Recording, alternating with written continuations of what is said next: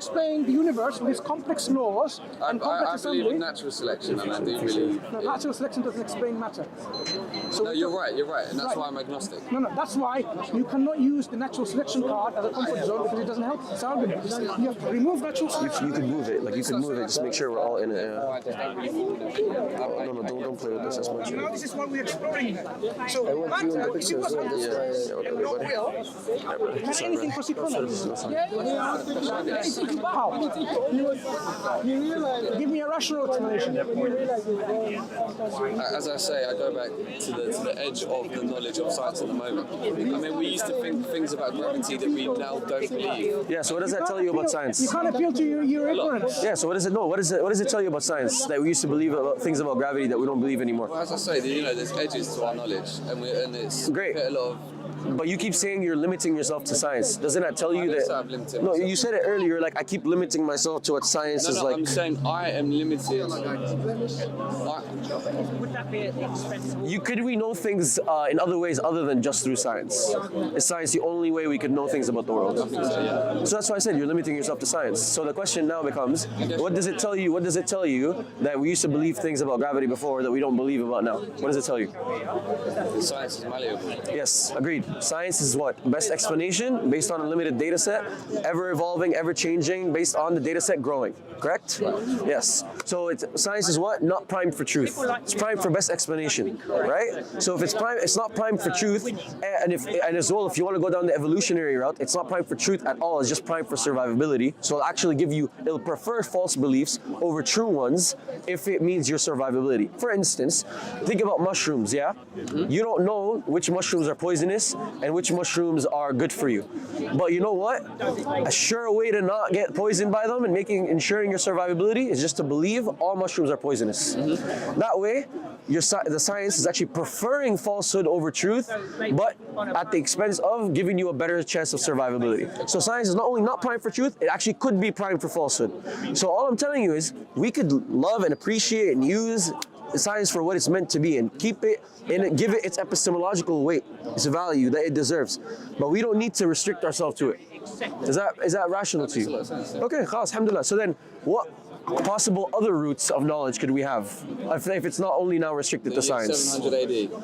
What do you mean the year 700 AD? Oh yeah, 700 AD. Yeah, Prophetic revelation. Yes.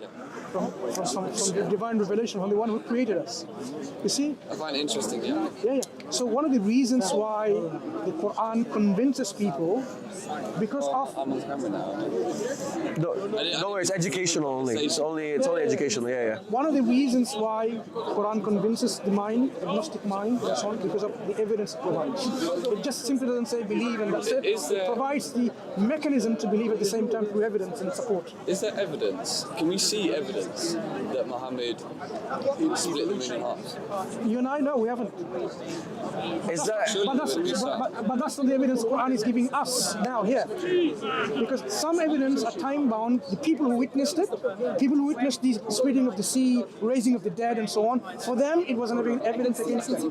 They will have nothing in the day of judgment because that's a hujjah. It means a proof established against them in their history because they could not explain it any other way. I understand that. For us, Quran provides loads more perpetual, universal evidence which is within our reach, rather than evidence which was time-bound, historical at the time. Tell me about some of these evidences. That are Exactly. The Quran says if this book wasn't from God, you should be able to imitate it, either the whole book of it, 10 chapters of it, or even a single chapter. The Quran even challenges it and gives this falsification test, that if it was from God, there's no way you can imitate it. But if it wasn't, you should be able to. And Quran doesn't just stop there. It says, like, if you really think it's not from God, you can't do it yourself, then go and seek helpers and supporters if you need to besides God. I'm talking about... So why is it that 1444 years or so has gone? People still are unable to meet this challenge of imitating. What do you mean imitate? Bringing something like the Quran. The Quran is an Arabic language and on its own linguistic genre and its own stylistics. Yet this is different from ordinary Arabic speech. It is different from the speech of the pre-Islamic poets. It is different from the speech of the soothsayers. It is different from the speech of the Quran. So the Quran is on a linguistic genre absolutely unique in its meters, rhymes, and stylistics. Of course, the content goes with it, with eloquence. If it was something, a human speech made up by from one human being or a collection of human beings, you should be able to imitate it. If I ask now ChatGPT, compose me a Shakespeare sonnet, it will do that straight away in 30 seconds.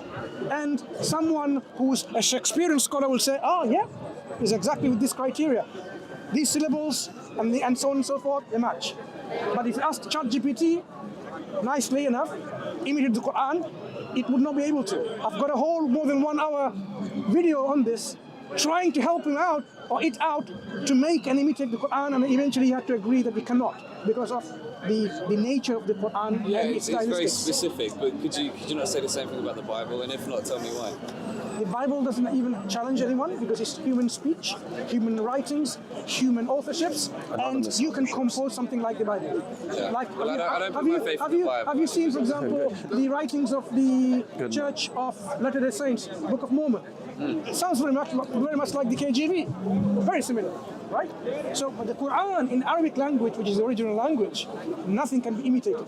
So one of the most powerful evidence of Islam being true, Prophet Muhammad being the true prophet, Quran being the divine revelation from Allah, is this inimitability challenge of the Quran. It's called Tahaddi in Arabic, linguistic inimitability challenge of the Quran. People have been trying for the last 1400 years, and all they are now agreeing that, okay, even the scholars and saying, okay, The non-Muslim scholars as well.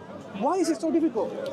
Sometimes we ask the Orientalist scholars, why don't you attempt to try it? They don't even go near it because they know they can't. 1400 years is a tiny speck amount of time. We should give it millions, really. Who were the best people to imitate the challenge of the Quran? The people who at that time were the best in their language.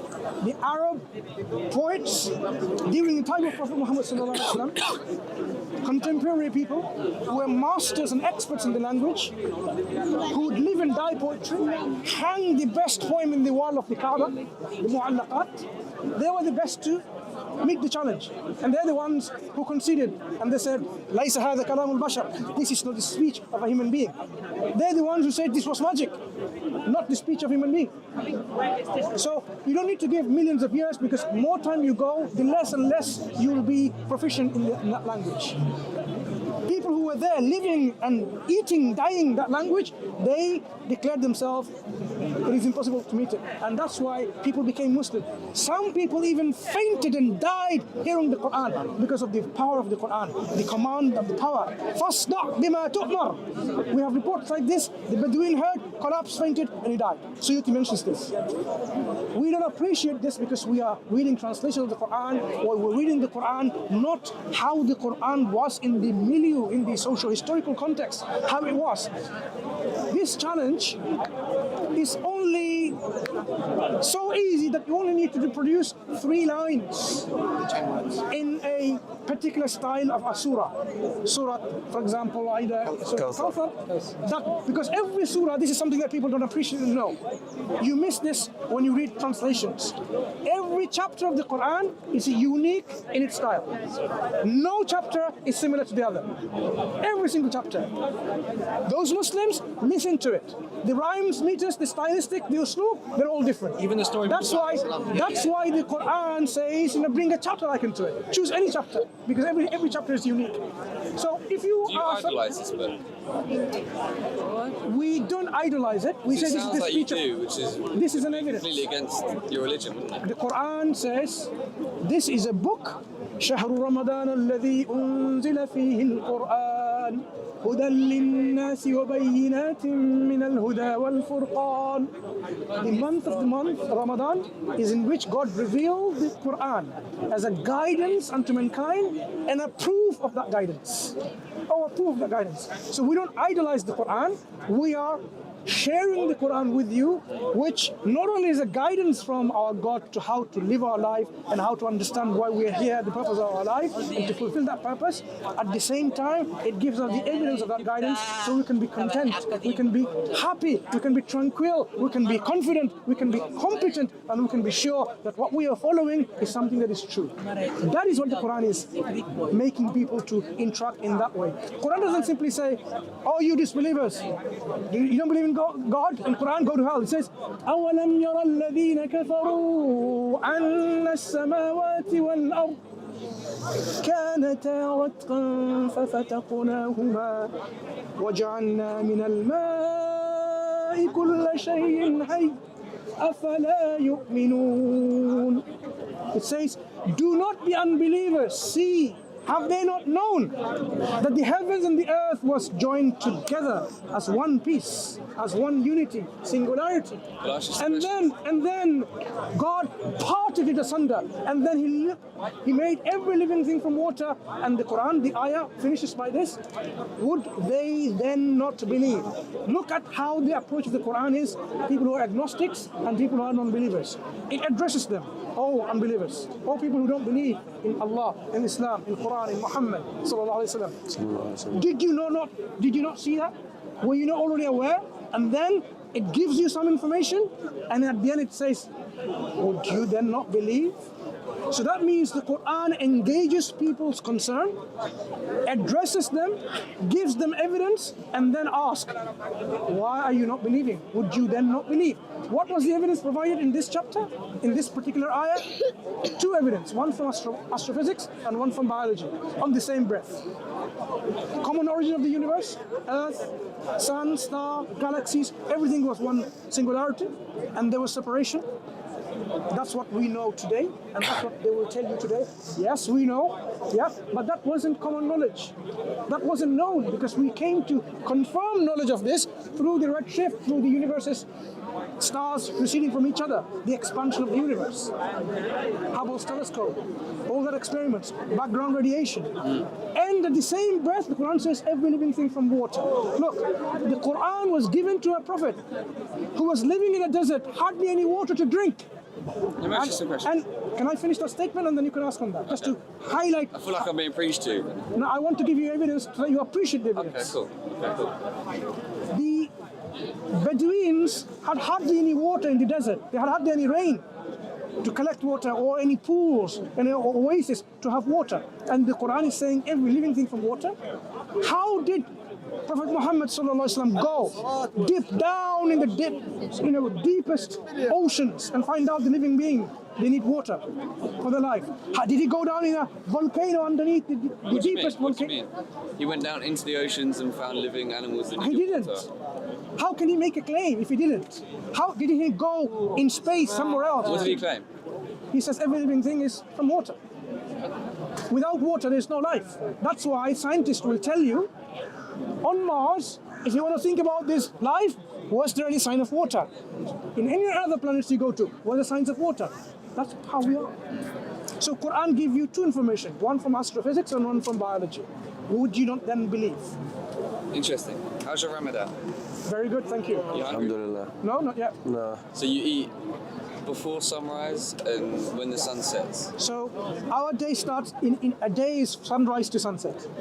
It changes during seasons because of the lunar calendar. Sometimes now 7:38 today is when the sun is going to set, and we will break our fast and have iftar, and it will just go slightly more and more and more. Some of the months, some of the year, it might be 9 o'clock, 10 o'clock, and so on and so forth. Sometimes it can be even earlier because of this condition. So we see the whole variety of it. Do you know why we fast? Let me ask you some questions. I just wanted to check how your Ramadan was, but Yeah. Good, thank you. Ramadan is okay for me. So in terms of the moon splitting in two, don't you find it odd how there's no evidence that we can... I'm not an astrophysicist, No. maybe there shouldn't be I don't any find it odd. evidence. I don't find it odd. Now, I don't know enough about the subject. how but long have we been speaking right now, roughly? Half an hour? Okay. Did you see the moon, something happening to the moon? No. You didn't even look at it. So how do you expect a temporary event that was done to show someone some evidence miracle, and then it was joined back together, that people will be looking at the moon and say, oh, we expect so many people around the world because none of you are looking at the moon. I don't mean that. I mean... No, what I'm saying is, to expect evidence of a moon splitting is like asking you now, oh, why didn't you look at the moon, what happened to it? Because you're not concerned what's happening with the moon. So you don't expect people to look at the moon and observe whether it's split or not. What we are saying is, this is a miracle that happened. Allah gave the authority to Prophet Muhammad to split the moon.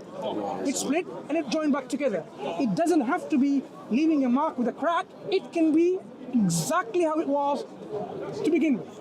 So you're saying like, oh, we can go to the moon now and we can find a crack. No, you don't have to, because Allah can bring it back together without any cracks remaining.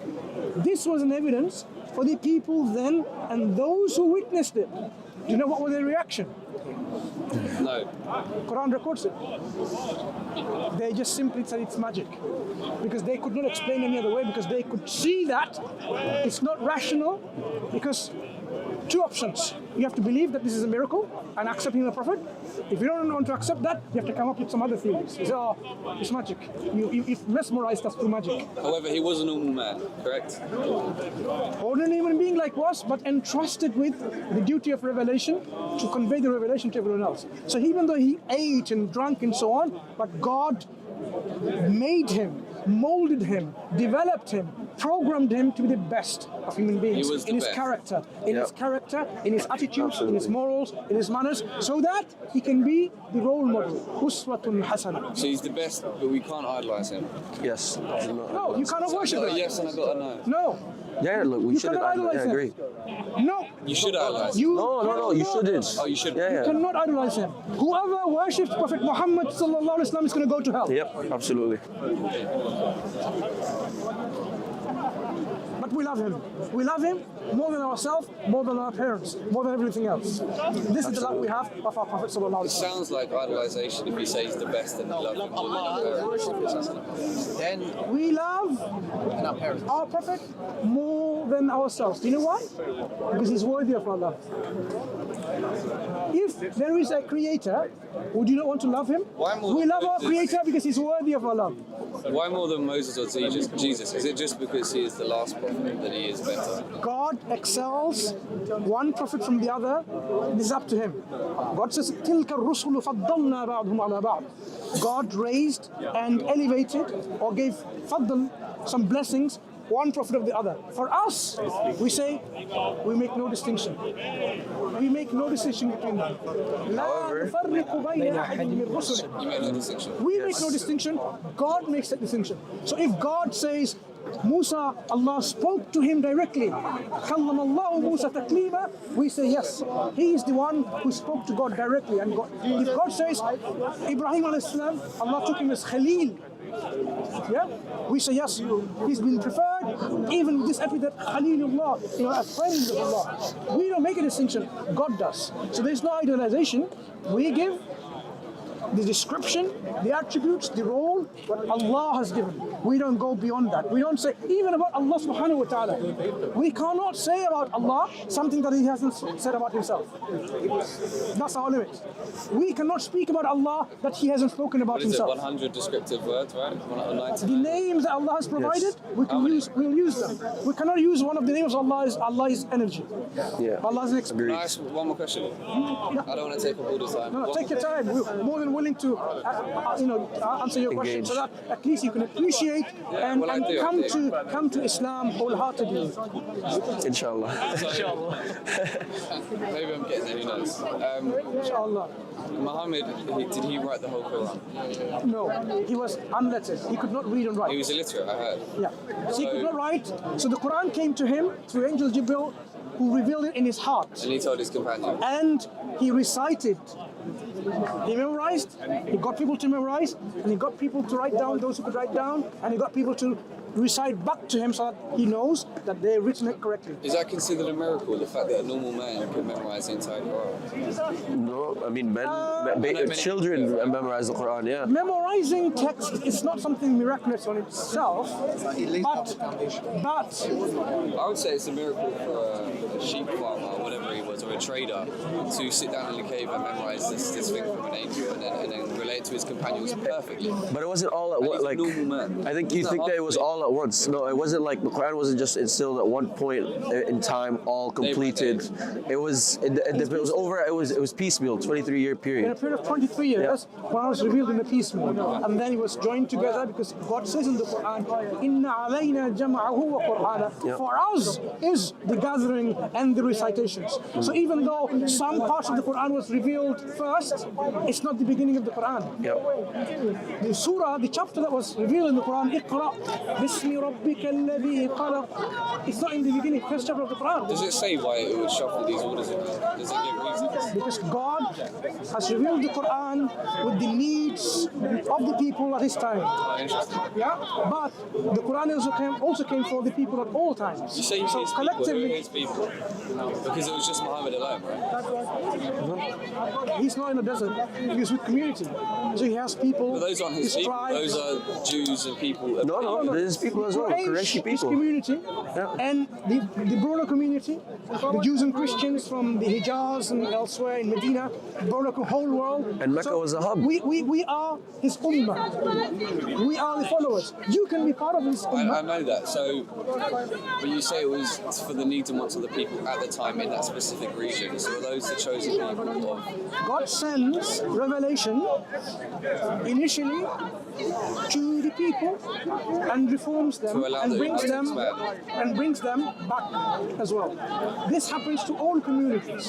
But the Quran, even though it started with Prophet Muhammad sallallahu alaihi wasallam, because it came to him as a messenger and a prophet and to his people, but his mission was not restricted to his people. وَمَا أَرْسَلْنَاكَ إِلَّا رَحْمَةً لِلْعَالَمِينَ. Allah says in the Quran that He has sent Prophet Muhammad sallallahu alaihi wasallam As a mercy to mankind. for as a mercy to whole of mankind. Mercy to the whole of mankind. Yeah. When, historically speaking, why did the Umayyad and the Abbasid dynasty caliphate spread so far and wide into territories that were before non-Muslim? So how is that helping people? But they're caliphates. When the Quran entered in the hearts of people, and the people were carrying this Quran in the hearts, they wanted to take it forward. So whether the Abbasid and the Umayyads and the Fatimid and whatever, they took the Quran forward to the people. They took the Quran to the people. So whether the Quran, It depends. look, if you have a community who has become an obstacle to receive the revelation of the Quran, Like this country. the Quran at that time, Islam provided three options. So 10 minutes. Inshallah, 10 minutes. Yeah, we have to go in 10 minutes, inshallah. Three options. Let us come to your land and we tell the people, show the people, let the people know about Islam. No problem. Okay. Condition number one, no issues. If they accept it, that's fine. If they don't accept, then there are other conditions, like, okay, do you want us to open up the land so that people can hear it? Because you have made an obstacle for the people to hear about the truth, about revelations, God's final revelation. Yeah. So we need to remove that obstacle. Sounds forceful. No, removing. The ability to hear the revelation Removing itself. the obstacle. Yes, not forcing people the to obstacle. become Muslim. Not No, I hear, forcing. but Yeah. it's Look, removing the obstacle, not forcing the people. Those obstacles still not forcing on them become a Muslim and believe in the Quran. No, because they have become an obstacle to God's message to reach to people. I get Look- and look- was it look a at time this. of full freedom of religion, which I guess we disagree with. No. We actually would disagree. Shaking your head, was it a time? I think, look, let's go back to the point. What he explained, what's your explanation for the Quran? Do you think it's the word of God? Do you think Prophet Muhammad is the messenger of God? Then we can move on afterwards. Me? I'm not Muslim, no. No, I'm not saying you're not Muslim. Muslims, based upon what Brother Mansour mentioned, what do you think about it? We're on a whole different point of conversation. So then. look, Islam can spread and has spread politically with might. No one denies that. But Islam spread as a political entity, with or without might. But Islam as a religion, as a theology, as a belief system, did not spread by force, ever. Because you cannot force people to accept Islam. I cannot put a gun on your head and accept Islam because you can't buy. What do you mean? Making Christians and Jews pay an additional rent. No. Whoa. You mean wait. You mean the one that's less than the one we have to pay as Muslims? Yeah. You know, jizya. You have to pay. Political tax they have to provide to be a citizen of the Islamic State, so that the Islamic State will guarantee their rights and their security. Question: do you pay? It came to Algeria and Morocco. No.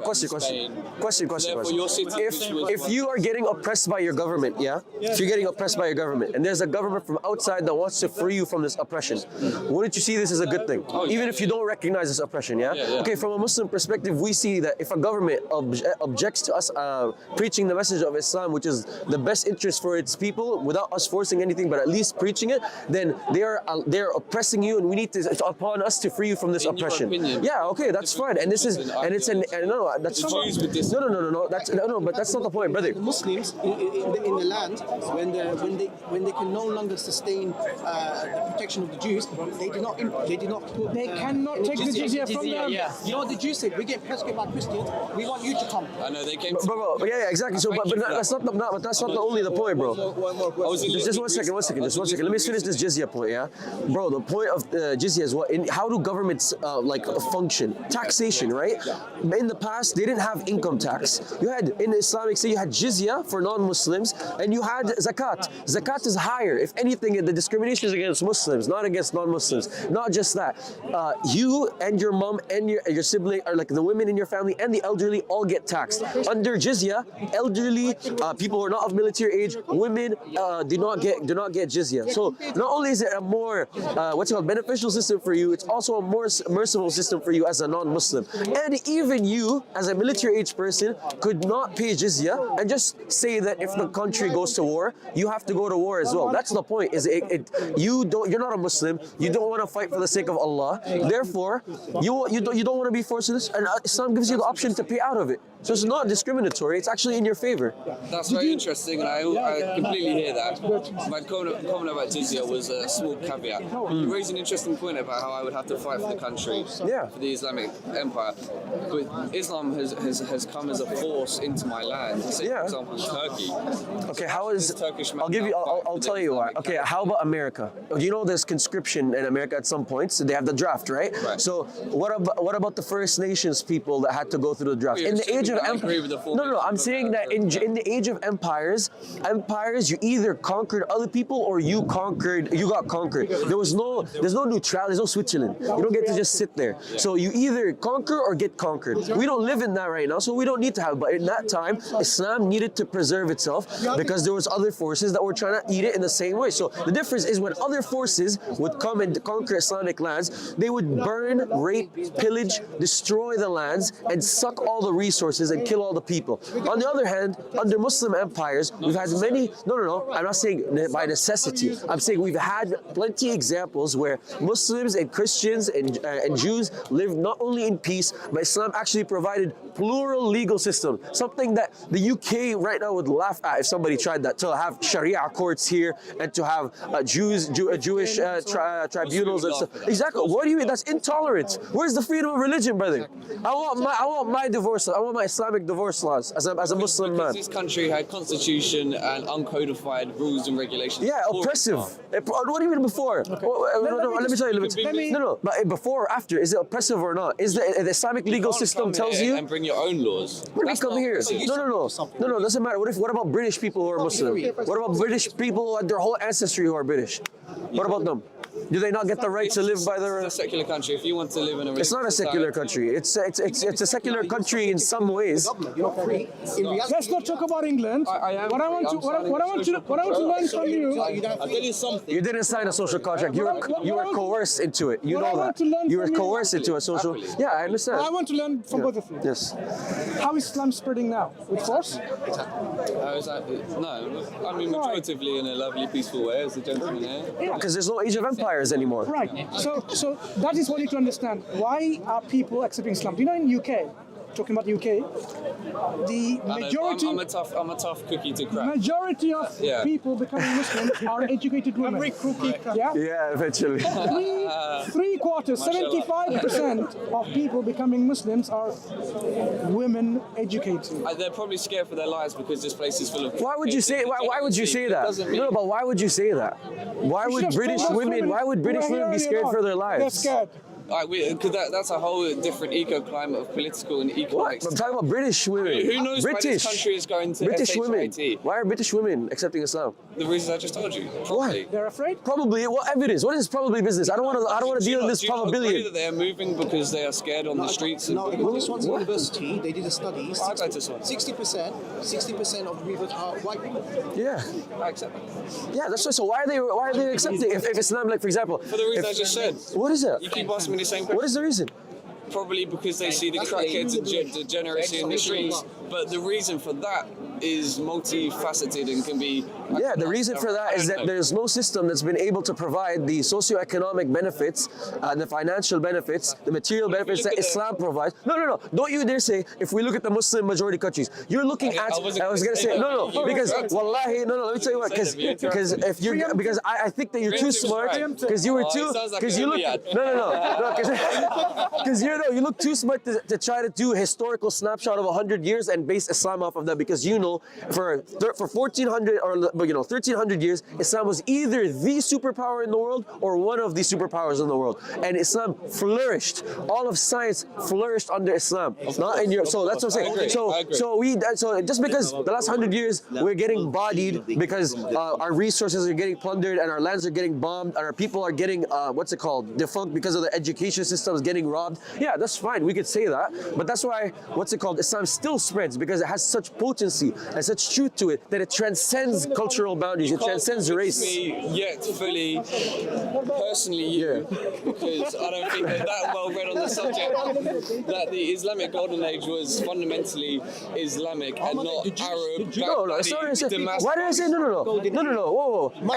Which makes me, you know the reason. leads me to believe that it wasn't the Islamic. It wasn't Islam is the reason. Because we implemented Islamic. Maybe I don't know. No, I don't think that every person that did good under the, it's actually still proof for my point. Let's get back I to think the point about the degeneracy of this country and why you think why women are turning to it.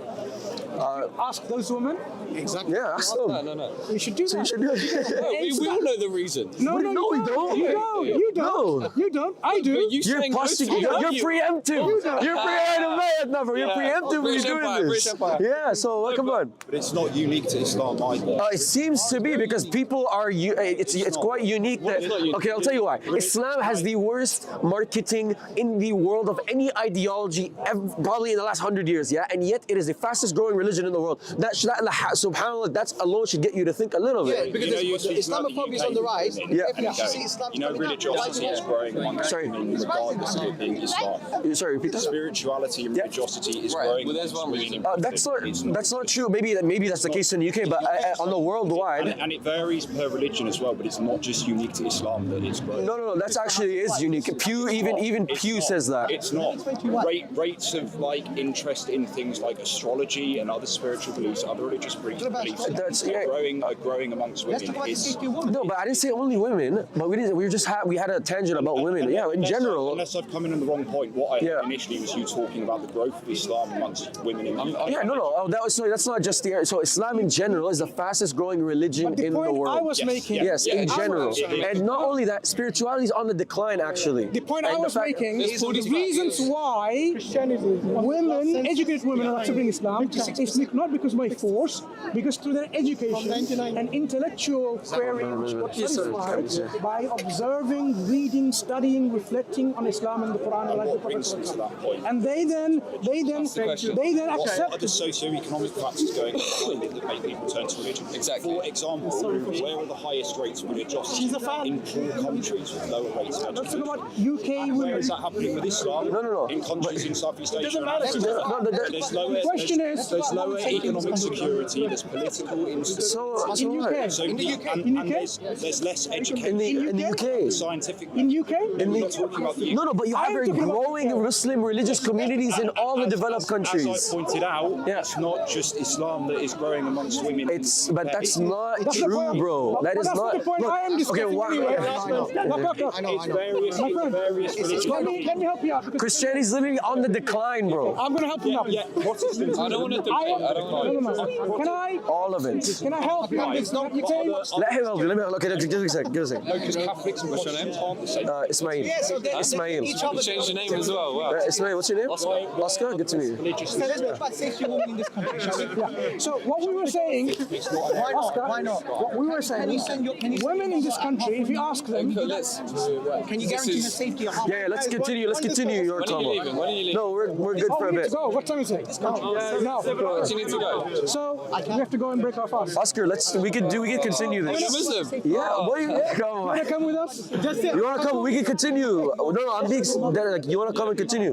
Okay, let's go. He'll come. Next Sunday you here? Inshallah, God willing, yeah. Okay, cool. You know what I'm saying? You wanna come and join us? Where? Iftar. We'll go to a restaurant right here. On here, on the joint. Yeah, come with us, bro. We're not kidding. It's how we invite people. Come. We break our fast. I have no money. That's, bro, don't worry. No, it's okay. I appreciate it. No, bro, seriously, come. Wallahi, come. Khalas, come. We'll continue. No, it's a good convo. Let's continue it. Oh, yeah, let's go. Come on. Stand the Quran. Wait, it's time to break up. You will be in a better position, inshallah ta'ala, to be a better person as a better muttaqi. And being a muttaqi, Allah has given us this promise. وَعِدَتْ لِلْمُتَّقِينَ. Allah has promised Jannah, even though the taqwa for the muttaqin.